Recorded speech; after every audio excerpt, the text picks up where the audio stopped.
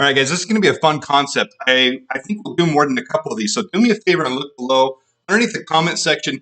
Give me an idea that you have for restricted parameters. What the basis of this is a buddy of mine says I do too money with Justin Fields being kept, that he wanted to force my hand and get rid of Justin Fields and force me to take a couple free agents, so restrict my salary cap. He wanted to see what I would do with it. So this is it. This is what I've done with it.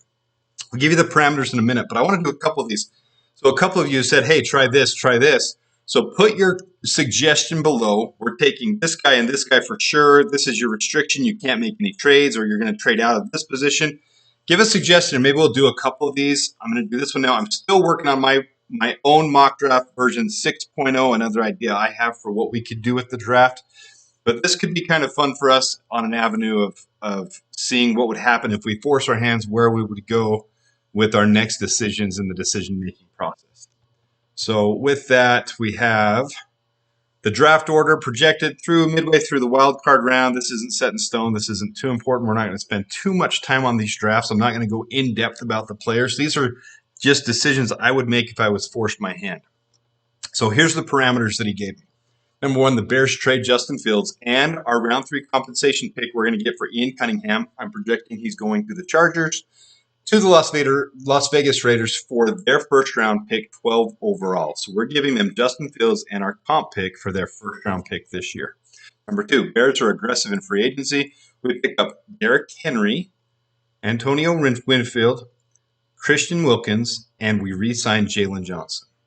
Sorry for the typo there. Number 3, the Bears must use the number 1 pick on a quarterback.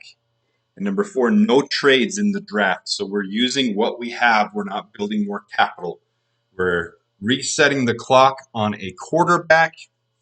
We have the 5-year time frame for him, and we're not building more capital for the future. Those are the parameters that I'm stuck with in this draft. So away we go. Number 1, we're going to look at our current cap space to start off with. So after we get rid of Eddie Jackson and Cody Whitehair, and then Justin Fields is gone as well, we have $89,750,000 in cap space. We're going to add Jaylon Johnson. Now, these numbers might not crunch up because Jaylon Johnson is going to sign for $19 million. Christian Wilkins is going to sign for $20 million. Antoine Winfield, Antoine Winfield Jr. Keep screwing up his name. Sorry. He's going to sign for about $18-19 million, but we're going to backload some of these contracts. So I already don't like this concept, because signing this many free agents, this many big-name free agents, means we're going to have to get ourselves back into cap space hell. We're going to start backloading contracts. It's fine with a reset quarterback, because we're not going to be signing a big quarterback for 4 or 5 years, but it does cause problems down the road where we can get into some contract problems and start having to have some dead cap space again. It's inevitable, but I'm not loving the concept of this already. And maybe that's what this is good to show, is why we do or don't like different aspects of what these things do. So with that, you see we have $26 million in free agency signing space remaining. We've got our projected draft pool. So there's what we have to work with. So what we're going to do next with the remaining cap space we have, we need to go get a center, but we've got to find a fairly cheap one. We're going to sign Aaron Brewer, the center from Tennessee. He's cheaper, but he's really solid middle of the pack type of center. Definitely better than Lucas Patrick. We're going to re-sign Patrick Scales to a league minimum, re-sign Dylan Cole to a league minimum. We're going to sign Dan Feeney to almost a league minimum, just so we have some backup depth, because when we've already used that much cap space, we got to have some lower level guys that come in to fill the roles. We're going to take our idea from the other day and take Donovan Peoples-Jones on a prove-it deal, 1 year, 3.5, and we're going to get Equinemius St. Brown back for 2 years, $2.5 million. That fills out a little bit of our roster with some cheaper options. So here's what we have. The blue is what we are required to do. The orange is what we have now added to it. This is a quick rundown, but it shows our needs we still have. We still need a starting quarterback. We need a backup quarterback. Some teams run with 2, but either way, we need to find a guy that we're going to have or we're going to put on our practice squad. We need 2 tight ends. We need a starting center or someone to come in and compete with Aaron Brewer. We need another guard, and we need another tackle and a wide receiver. We've got some needs here. We've got a little bit of draft capital, but this might be a little tough to do. All right, we're going to go to the defensive side. And on the defensive side, we need another defensive end. We need another defensive lineman. We have Jaylon Johnson re-signed. We have Antoine Winfield Jr. signed. He's an elite free safety. So if you haven't looked into him, he's the peanut punch and he's got some interceptions. He's a solid lockdown defender. So it's a great signing, but he's expensive. And we re-signed Dylan Cole and Patrick Scales to league minimum contracts. Depth pieces, special teams for Dylan Cole, and special teams for Patrick Scales. So here's our new salary cap space after those additions. We've got $14 million left with projected draft pool of 12.5. So we're still kind of hitting the wire here. We're hitting it tight. All right, so let's move to the draft. Here's our picks. We have the 1st, 9th, 12th now because of what happened with getting rid of Fields. 73rd, 111th, 125th from Philadelphia, and 147th, our own pick.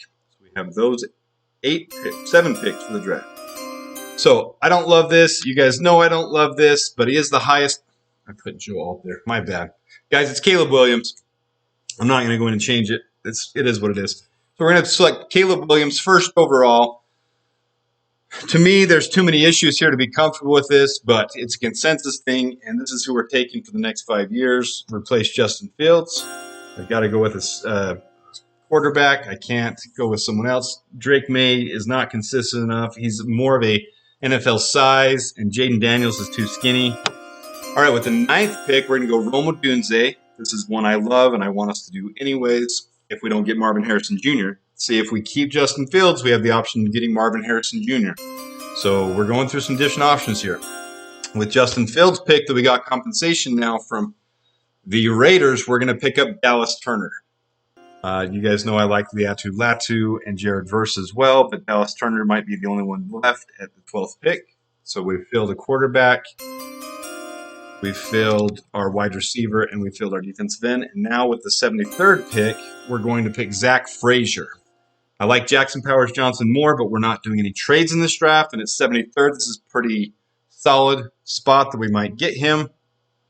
I don't hate Zach Frazier. I've had him in some of my other videos. I really like him, and I think he's got a ton of potential. To me, he's not Jackson Powers Johnson, but I would be very happy with Zach Frazier. All right, with 111th, we're taking Cade Stover, tight end. Not going to go too in deep on these guys. I've had them in some of my other mocks as well. With 125th, we're going to pick up Darius Robinson, defensive lineman. A lot of potential, needs some work at the NFL level. Probably hit in year 2 or 3 of his rookie deal. With 147, here's a little curveball. It wasn't one of our needs. I'm going to cut Jaylon Jones now. He's in the last year of his. We picked him up as a undrafted free agent, so he's in the last year of that. We're going to cut him and save $1 million. I put Joe Milton here too. Sorry, guys. I was trying to throw this together real quick. My bad. Please forgive me on this one. But this is Cole Bishop, the safety out of Utah, and I like him a lot. And this is where he's projected to go. So this is Cole Bishop, number 147. The Bears are going to take him as their safety, and we'll get rid of Jaylon Jones. All right, so this is where it stacks the team up at this point. So this is what we got. We got Caleb Williams, Rome Odunze, Dallas Turner, Zach Frazier, Cade Stover, Darius Robinson, Cole Bishop. Our remaining needs, we need a third-string quarterback. We need an offensive guard, offensive tackle for backup. Really a guard we could use to come in and compete, but not having the draft capital from having that first overall pick kind of limit us to picking up more draft capital. So we're really looking for backup option this year and maybe to improve it later. And another tight end for depth.